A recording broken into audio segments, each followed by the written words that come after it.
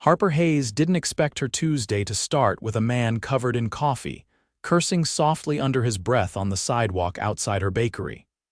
"Here," she said, tugging a napkin from her apron pocket and handing it to the stranger without thinking. "You look like you lost a fight with a latte." The man blinked at her, his dark brows slightly raised.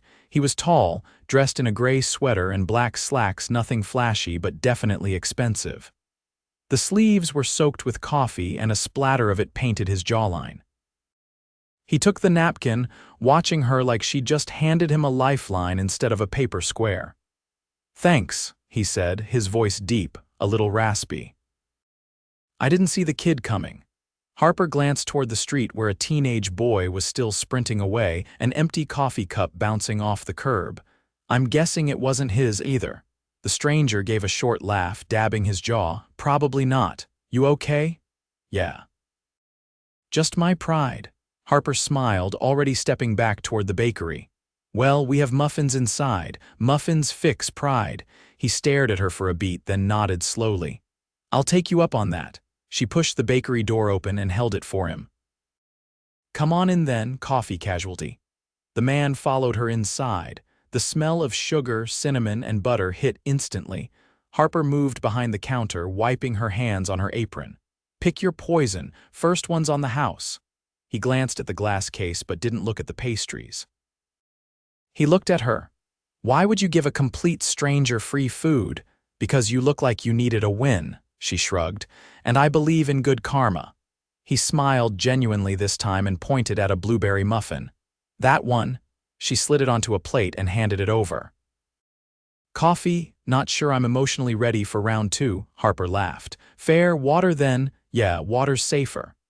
As she filled a glass, he leaned against the counter, still watching her. "What's your name?" "Harper, you." He hesitated for half a second. "Xander." "Xander Beck." "Nice to meet you, Xander Beck." "You too, Harper Hayes." She gave him the glass, then reached into the tip jar and held up a fresh napkin. "In case round two attacks," he chuckled, taking it. "You're really handing out napkins like blessings today." "Could be my side hustle."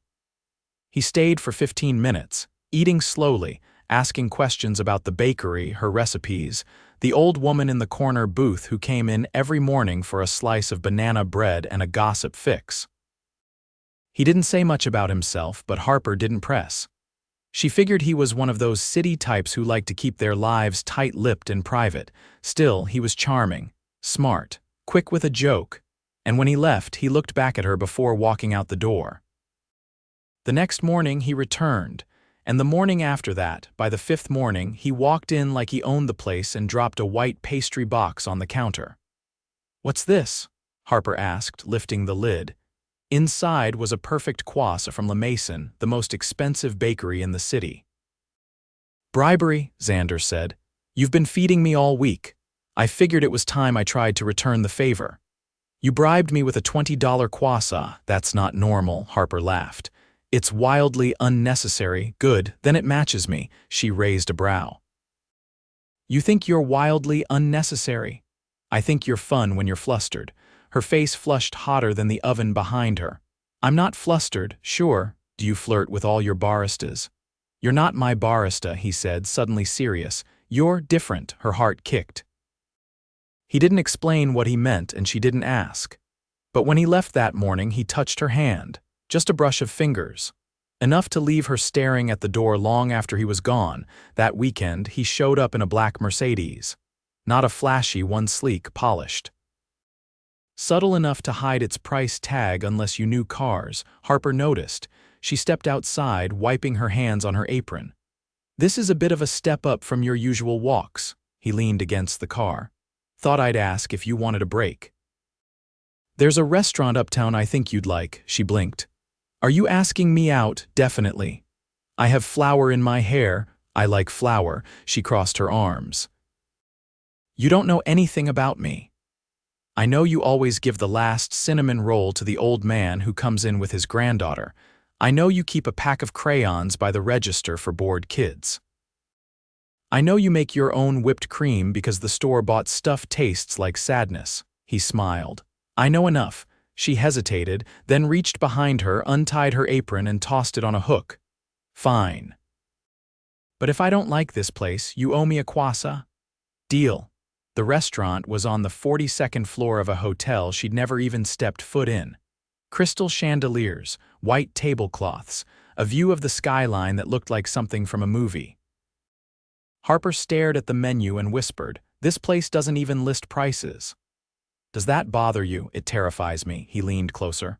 "I've got it covered." She looked at him, really looked, and something shifted. His watch was designer, his shoes were Italian, his smile distracting. "Who are you, really?" she asked. He paused. "I'm someone who hasn't stopped thinking about the girl who handed him a napkin." Her heart skipped. He didn't say more. He didn't have to. All she knew was that by the end of dinner, she was laughing too loud, sitting too close, and forgetting to care about the prices or the view. When he dropped her off at the bakery later that night, he walked her to the door. "Thanks for tonight," she said. He stepped forward, brushing her cheek with his thumb. "Thanks for the napkin." And then he kissed her, not fast, not rushed, just one soft, perfect kiss that made her knees threaten to give out. She didn't sleep a minute that night, because Harper Hayes had handed a napkin to a stranger. And now she couldn't stop falling for him. On Monday, Harper found an envelope beneath the bakery's front door, slipped through the cracks sometime before dawn. Her name was written in elegant, slanted handwriting on the front, no return address, no branding. Inside was a folded card. One simple line: Thursday, 7 o'clock, don't worry about anything. No explanation, no details. Just an invitation she couldn't interpret. By Thursday, curiosity had eaten through every layer of her usual logic. She paced her apartment, glancing at the time on the stove clock. 6:43. A knock came at exactly 6:45. She opened the door to find a woman in her early 50s, dressed in sleek black, holding a garment bag. "Miss Hayes?" the woman asked. Harper blinked. "Yes. I've been asked to help you prepare for your evening." I'm sorry, what?" The woman stepped inside without hesitation. "Mr. Beck requested I assist you. Hair, makeup, wardrobe, everything's been arranged." She opened the garment bag. Inside hung a navy gown with a plunging back and delicate beading along the sleeves. Harper's mouth parted, but no words came. The woman who introduced herself as Elise worked with the calm efficiency of someone used to last-minute miracles. In less than an hour, Harper's hair was pulled into a soft twist at the nape of her neck. Her makeup glowed under Elise's precise brush strokes, and the gown fit as if it had been sewn for her alone. At exactly 7, a black town car pulled up to the curb. The driver opened the door with a nod, and Harper slid inside, heart thudding. They drove for over 20 minutes, past neighborhoods she'd never visited, past streets that gleamed with polished stone sidewalks and iron gates. Eventually, they turned into a long, curved driveway lined with lanterns. At the end stood a house, or more accurately, a glass-walled estate overlooking the river. Harper stepped out, stunned by the quiet luxury of it all. The house wasn't showy. It was artfully understated, modern but warm, with clean lines and tall windows that reflected the last light of the setting sun. Xander stood at the top of the stone steps, waiting. He wore a dark jacket, open at the collar.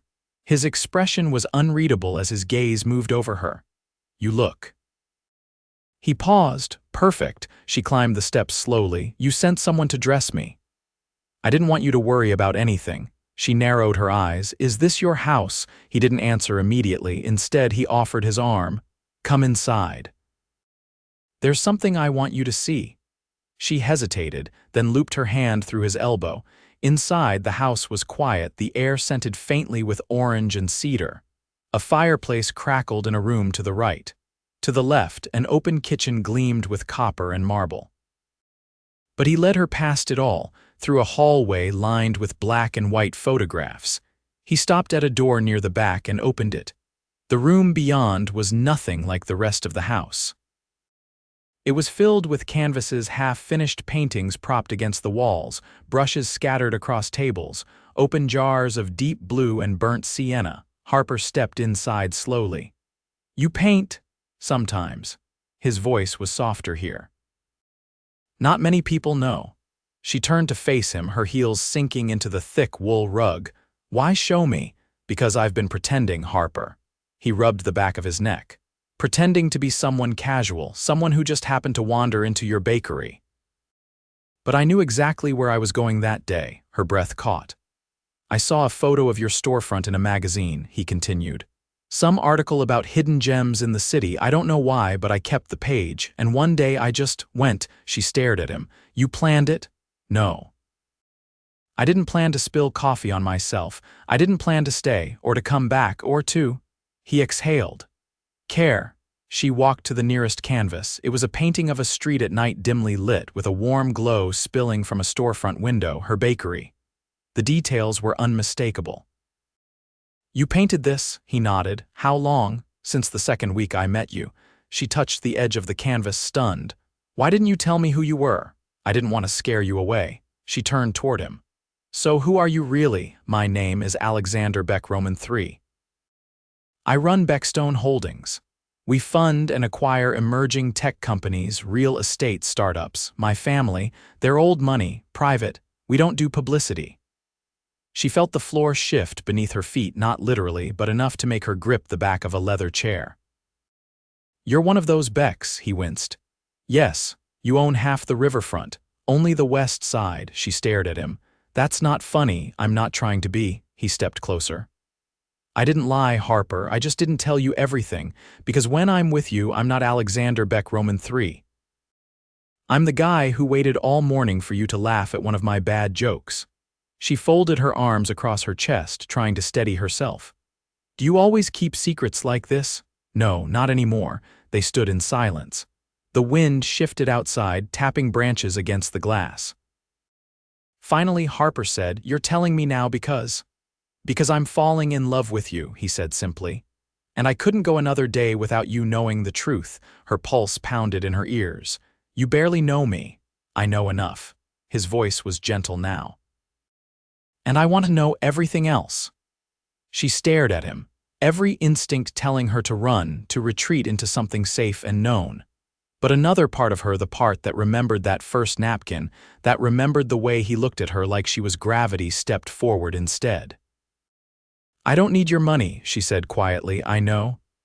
I don't want to be someone's secret. You won't be, she took a breath. Then show me the rest of the house. He smiled, not wide but real. Come on.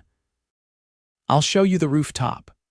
They climbed a narrow staircase that opened onto a terrace surrounded by glass railings. The city glittered in the distance, and the river sparkled below like a ribbon of silver. He pulled a blanket from a bench and wrapped it around her shoulders.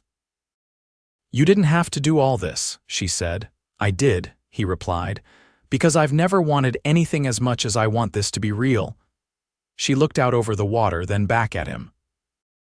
If you're serious about this, she said, you'd better be ready for me to challenge you. I'm counting on it. And when he leaned in this time, she met him halfway. Rain fell in a light, steady pattern against the bakery's front windows as Harper wiped down the last table of the evening. The usual scent of cinnamon and butter lingered, but her nerves had replaced any appetite. Her phone sat untouched on the counter, unopened messages piling up from friends curious about her recent disappearance. She hadn't told anyone about Xander, not because she was ashamed. Because she wasn't sure what to call this thing between them. It wasn't casual, not with the way he looked at her like he was memorizing her face. And it wasn't normal either. Normal didn't come with rooftop terraces, evening gowns, or art studios hidden behind riverfront estates. The bell above the door jingled. She turned, expecting to see a late customer. Instead, it was him. Xander wore a rain-darkened coat and no umbrella, his hair damp and curling slightly at the ends. He didn't speak right away. Just looked at her, eyes bloodshot in a way that had nothing to do with the weather. Something's wrong, she said, stepping toward him. My father collapsed this morning, he said. At the foundation board meeting, he's in the hospital. Her hand went to her chest. God, is he stable now? But it's not good. She pulled the closed sign into place behind her and locked the door. Do you want to sit down? No. He stayed near the entrance, his jaw clenched. I just needed to see you. I didn't know where else to go. She reached for his hand and held it between both of hers. "I'm here," he looked down at their hands. "My mother wants me to take over the family holdings, all of them, not just Beckstone but the entire network, the properties, the board seats, everything." "Is that what you want?" "I don't know," he admitted. "I've spent years building my own company to avoid becoming a version of my father. Now she wants me to become him overnight." She led him to one of the corner booths and slid in across from him. "What would you be giving up if you said yes?" "Control, freedom, time, and you," her breath caught. "Why me?" "They won't accept you." The words hung in the air, heavier than the rain outside. "They don't know me," she said quietly. "They don't want to." She didn't look away. "And do you care what they want?" He exhaled hard. "No. But I care about what happens to you if they turn this into a war. I've handled worse than disapproving rich people. They're not just disapproving, they're calculating. They'll dig into your past, your family, your business. They'll twist anything they can. And I can't protect you from all of it." She studied him for a long moment. "Then don't try to protect me, just stand next to me." His eyes flickered as if the weight of that sentence shook something loose in him. "You're not afraid." "I'm terrified," she said. "But I think love is supposed to be a little terrifying." He stared at her like she'd just told him the secret to surviving the rest of his life. "I'm not walking away from this," she added. "Unless you do." "I couldn't. Then we'll figure it out." Together. He reached across the table and touched her wrist, his hand wet from the rain, his fingers trembling slightly. "I didn't know what it meant to have something worth fighting for until you." She gave him a half smile. "Then get used to fighting." Later that week, he invited her to a formal charity event, one hosted by the Beck family itself. She hesitated at first, but agreed on one condition. She'd walk in with him, not 2 steps behind.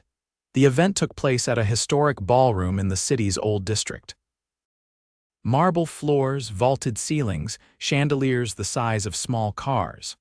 Harper wore a deep plum dress chosen by Xander's stylist, but only because it actually felt like her, simple, elegant, no unnecessary glitter. Her hair was down this time, curled loosely at her shoulders. As they stepped into the room, conversation lulled. Eyes turned. A few people whispered behind crystal flutes. Xander greeted no one. He kept his hand on Harper's lower back, guiding her through the crowd like she was the only person worth seeing. A woman in a silver cape dress intercepted them near the bar. "Alexander," she said, her voice smooth and rehearsed. "You didn't tell us you were bringing a guest." "Mother," he said, his tone neutral. "This is Harper." Harper extended a hand. "It's nice to meet you." The woman looked at her hand like it might be covered in flour and politely ignored it. "I assumed you'd be attending alone," she said. "I'm not." The woman's eyes flicked to Harper's dress. "Interesting choice." Harper didn't flinch. "Thank you. I like to be memorable." Xander's mother pursed her lips and turned away without another word.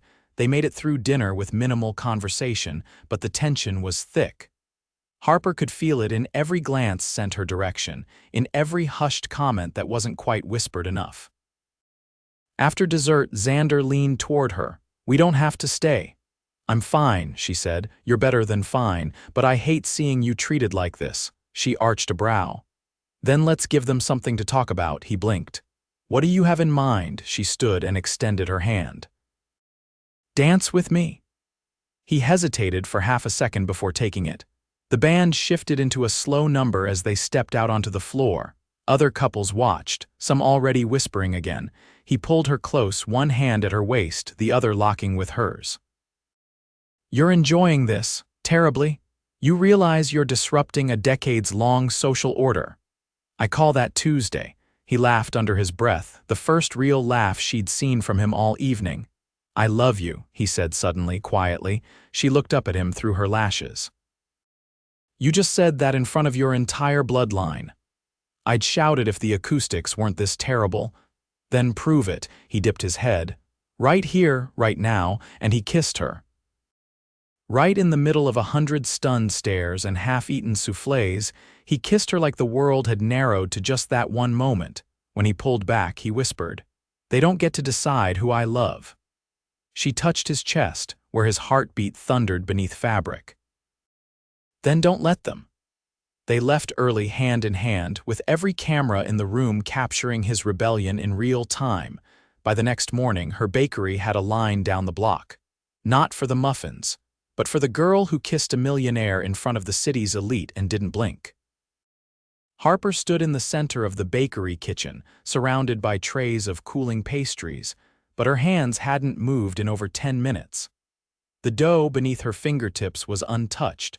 Her apron hung half-fastened, and flour dusted the floor like snow. She was staring at the wall where, until yesterday, she'd had her chalkboard menu. Now it was gone, replaced overnight by a framed rendering of a new storefront design, complete with expanded seating, a side patio, and a glass wall that would let light pour in all day. She hadn't commissioned it. Xander had. When she found the plans rolled neatly on her counter that morning, she'd also found a note.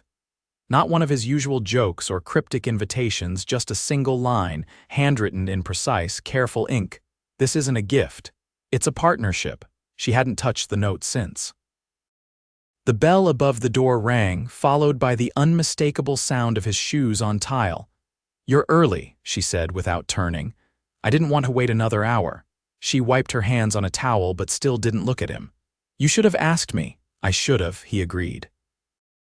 "But I didn't want to risk hearing no."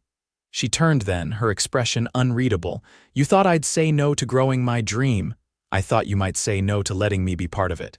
She walked toward him slowly, her arms crossed. "You think I'm afraid of asking for help?" "No. I think you're afraid of losing what makes this place yours." He wasn't wrong. She glanced back at the framed drawing. "The design is beautiful. I hired someone who's done boutique restorations in Paris. I told him not to touch the heart of it. Just expand what's already working." "And you think what's working is me?" "I know it is." She took a breath. "You said this wasn't a gift. It's not. I want to invest in you formally. I want to be your partner in this business." She blinked. "You'd give up boardrooms and quarterly earnings for buttercream and sourdough." "I already have." She studied him carefully. "You've made changes." "I stepped down as CEO of Beckstone yesterday. I'm staying on as strategic advisor, but I've handed off the role." Her eyes widened. "Why would you do that?" "I don't want to spend the next 20 years in a glass tower convincing people I'm my father's son. I'd rather spend it building something different, something that feels like home." She swallowed. "And you think this place is home?" "I think you are." He reached into his coat pocket and pulled out a small white box, no velvet, no gold trim, just clean lines and a ribbon tied simply around the top. "I bought this before the gala," he said. "I didn't know if I'd have the chance to give it to you. I wasn't sure you'd still want me after everything came out." She didn't move. He opened the box.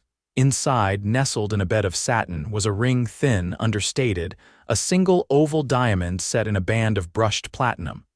No halo, no excess. Just elegance. "I'm not asking you to marry a millionaire," he said. "I'm asking you to marry me, the man who showed up in your doorway soaking wet and didn't know what he was missing until you handed him a napkin." Her eyes burned, but she didn't look away. "You'll have to get used to waking up before dawn," she said. "I already do. And you'll have to help me scrub the floor on weekends. I prefer a mop to a merger." She stepped forward. "And if I say yes, you're not going to try to turn this place into some branded franchise. Only if the brand includes daily cinnamon rolls and your banana bread." She took the box from his palm, closed it gently, and slipped it into the pocket of her apron. "Yes," she said. "But not because of the ring. I know. I'm saying yes because you didn't change who you were. You just finally let me see all of it." His arms went around her before she could say another word, lifting her slightly off the ground as he kissed her, this time not tentative or testing, but with the full weight of a future behind it. Later that week, they stood before a judge with only a small group of friends, a bouquet of wildflowers and a bakery-printed apron tied around her waist.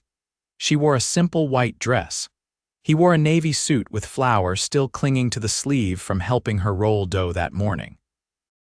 There was no orchestra, no cathedral, just promises. And when the judge said the words and Xander turned to kiss her, It wasn't a grand performance, it was a quiet vow between two people who had nothing to prove anymore. That night, the bakery windows glowed well past closing, lit by strings of tiny lights and the laughter of a dozen friends gathered inside. The counter held champagne flutes in place of coffee mugs, and someone had brought a record player, spinning old jazz that made the walls hum. Harper stood barefoot behind the counter, watching Xander laugh with a flour-dusted apron tied over his shirt. He was holding a tray of lemon tarts like they were rare gems. She walked over and took one from the tray, brushing sugar from his jaw with her thumb. "You're terrible at even distribution," she teased. "I'm new, you'll learn." He leaned in, voice quiet against her ear. "You still have that napkin," she smiled. "Framed it." He pulled back, eyes dancing. "You're serious." "It's hanging in the back office, right above the payroll files." He laughed, then held out his hand. "Dance with me." "There's no music. Doesn't matter." So she let him pull her into the center of the bakery, where the tile floors still smelled faintly of cinnamon and vanilla, and the only music was the sound of laughter, clinking glasses, and the soft shuffle of their feet. The bakery hadn't changed, but everything else had. And when Harper looked at the man who had once been a dripping stranger on her doorstep, she saw not just a future but a life she would have never dared imagine, wrapped in the warmth of flour, firelight, and a love that had started with nothing more than a napkin. 3 months after their quiet wedding, Harper stood behind the counter of her newly remodeled bakery, watching sunlight pour through the floor-to-ceiling glass wall that now lined the front of the space. The early morning rush had passed, leaving the place warm and humming with quiet contentment. A couple sat by the fireplace, sharing a cherry scone. A little girl colored at the kids' corner table, humming to herself while her mother sipped coffee nearby. Xander emerged from the back, sleeves rolled to his forearms, a notebook tucked under one arm. "You changed the music again," Harper said as he approached. He set the notebook on the counter. "The other playlist had too many slow piano tracks. I thought we needed something with more rhythm." She raised an eyebrow. "You've developed opinions about bakery ambience." "I've been entrusted with the morning playlist rotation. I take my responsibilities seriously." "You're lucky I love you. I'm counting on it." She leaned across the counter. "What's in the notebook?" He opened it, revealing sketches of shelving layouts, a schedule for the barista training, and a list of vendors he'd been vetting for the holiday market they were planning together. "Just some ideas. You said you wanted to start offering custom cakes." "I found a supplier for edible gold leaf." Harper blinked. "That's ambitious. I was promised you'd say that. You're dangerously close to becoming better at this than me. I just follow your lead." She glanced around the space, still getting used to the way everything had expanded without losing its soul. The original brick wall remained intact, now complemented by warm wood accents and soft lighting. The new patio outside was just beginning to fill with customers, and a small herb garden lined the railing. "I keep waiting for it to feel too big," she admitted. "But somehow it just feels more." "Us?" He reached for her hand. "That's because we didn't change what mattered. We just gave it more room to grow." Before she could reply, the front door opened and a woman entered, her eyes scanning the bakery with a mix of curiosity and hesitation. Harper's hand tightened slightly in his. "That's her?" He looked at her. "Are you sure you want to do this?" She nodded. "It's time." The woman approached the counter slowly. She wore a faded blue coat and carried a small leather bag. Her face was older than Harper remembered, but her eyes hadn't changed. "Hi," the woman said, voice soft. "I wasn't sure you'd still be here."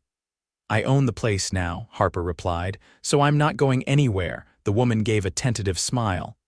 "I saw the article in the paper about the renovation and your husband." Harper didn't flinch. "This is Xander." He reached out, offering his hand. "Nice to meet you." The woman shook it, eyes flicking to Harper with something like nervous pride. "You always said you'd build something. I didn't expect to see it like this." Harper exhaled slowly. "It took a while. But I got there." "I'm glad," the woman said. "I know I didn't always know how to be what you needed." You didn't, Harper said, not unkindly, but I figured it out anyway. The woman nodded. That's what I hoped. They stood in silence a moment before Harper added, There's a table open by the window if you want to sit. The woman hesitated. Only if you bring me a slice of whatever you recommend. Harper smiled faintly. We just pulled the brown sugar pear tart. Then I'll trust your judgment. As the woman walked away, Xander squeezed Harper's hand gently. I didn't know she'd come. I sent the article to the shelter where she volunteers, Harper said. I didn't expect anything either. But I'm not angry anymore. He brushed her knuckles with his thumb. You've always been stronger than you give yourself credit for. That's because I finally have someone who sees me. That afternoon, after closing, they walked the short distance back to the brownstone they shared. The upstairs windows were open, and the wind carried the scent of street vendors roasting nuts down the block. Inside, the air was filled with lavender and sage from a candle burning on the kitchen table. Xander set his keys down and turned to her. We haven't taken a day off in almost 4 weeks. Harper kicked off her shoes. The bakery's been swamped, the fall market's coming up, and the new catering order exactly. He stepped closer. Which is why tomorrow we're not leaving this house. I've already cleared the schedule. I told the team we're unavailable. She narrowed her eyes. You cleared the I delegated. It's one of the few things my father taught me that's actually useful. She laughed and curled her arms around his neck. You really want to stay home all day? I want to stay in bed until noon. I want to make pancakes and spill syrup. I want to read on the couch while you fall asleep halfway through chapter 3. I want a day where the world doesn't get to interrupt. Her smile softened. You should have led with pancakes. He kissed her, slow and unhurried. I've learned how to negotiate. The next morning, they didn't get out of bed until sunlight streamed through the curtains, and the city had long since woken up. They made pancakes, argued about whether blueberries or chocolate chips were superior, and played records until the afternoon faded into the kind of golden haze only late autumn could bring. They danced barefoot in the kitchen while the kettle whistled, and when the wind picked up, they stood on the balcony wrapped in one blanket, watching leaves scatter across the rooftops like confetti. Later, Harper rested her head on his chest, legs tangled with his on the couch. Did you know, she said, voice drowsy, that the first time I saw you, I thought you were just another disaster waiting to happen? I was, he said. Until you happened to me, still too smooth, Beck. I'll work on it, you'd better. And when she fell asleep, curled against the man who had once walked into her life covered in coffee and secrets, she didn't dream about the future, because she was already living it.